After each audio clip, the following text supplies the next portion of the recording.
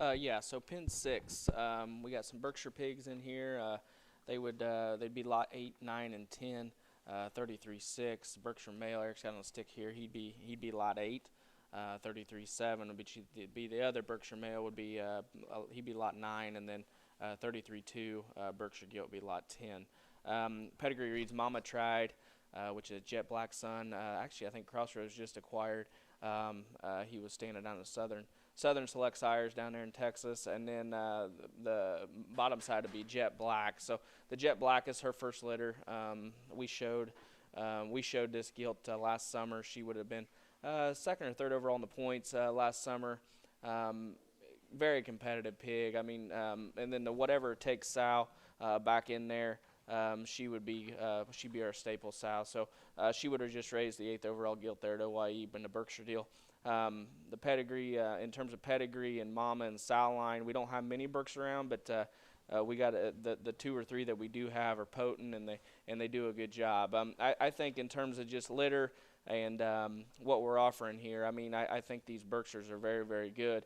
The Mama Tried thing worked. We lined up jet black, and we like these things a good deal. There's some differences. You're going to see a few of them. -6 is probably the stouter, the shorter backed one, the biggest chested, I would say. I love that thing's head and neck and where he's at in terms of length of side and squareness. The the -7 hog, notch greener about how he's built up high.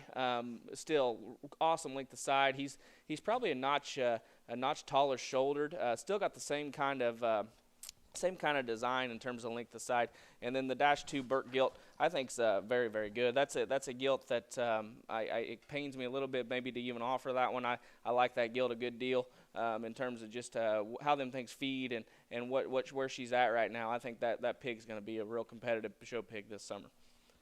Yeah, I think awesome trio of Berkshires here, and I'm definitely no Berkshire enthusiast, but I mean good ones are good ones, and I think this trio, I mean I think for Berkshires just to be that stout and heavy boned, their length of neck, I think, and their maybe immaturity through their neck for Berkshires, I think is very, very neat. I love their look and their build and design as far as that standpoint.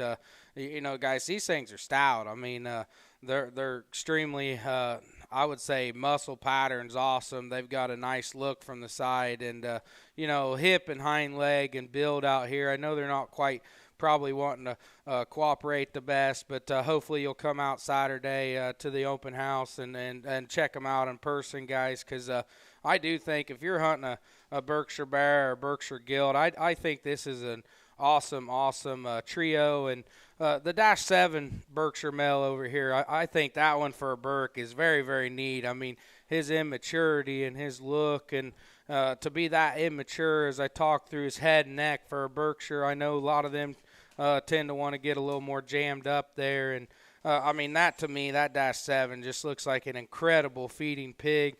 As Jared talked, the -6 male is the stouter, burlier, probably a rib shorter back, just kind of a freak, honestly, when you study him.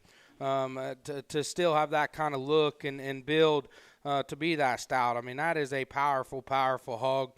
And then as Jared talked, that gilt, I mean, I would say she would be, if you're hunting a Berkshire gilt to show this summer, that would definitely be another one I would check out.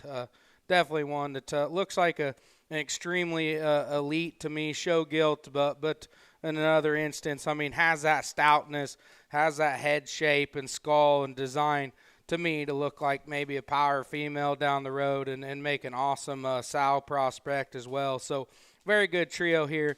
Berkshires, I think, are very, very good.